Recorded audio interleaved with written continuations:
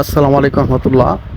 বন্ধুরা, ইনভার্টারগুলো অটো করার পাশাপাশি, অটো বলতে ব্যাটারি চার্জ ফুল হইলে কাট করে দেওয়ার জন্য যে সার্কিটটা ব্যবহার করি, সার্কিটটা কিন্তু আমরা ব্যবহার করি এখানে। ব্যবহার পরে অটো কাট করে দিই যেন ব্যাটারিটা ভালো থাকে।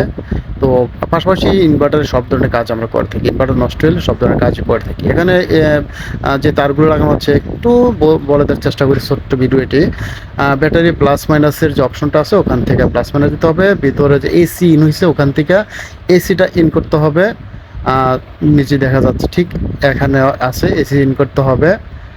এসি প্লাস এসি মাইনাস এরকমটি আছে। তারপর আউটপুট থেকে আপনার ভিতরে চার্জিংয়ের যে লাইনটা গেছে ওখানে দিয়ে দিতে হবে। তবে যারা টেকনিশিয়ান অর্থাৎ টুকটাক কাজ বোঝেন তারাই করতে পারবেন, অন্যথায় এটা নিজেরা রিস্ক না নিয়ে আমাদের কাছে পাঠিয়ে দেবেন, আমরা করে দেবো ইনশাল্লাহ। ইনভার্টার যত ধরনের কাজ সব ধরনের কাজ আমরা করি। তো ভালো থাকবে, নেক্সট ভিডিও থাকার আনন্দ থাকবে। আল্লাহ হাফেজ, আসসালামু আলাইকুম ওয়া রাহমাতুল্লাহি ওয়া বারাকাতুহু।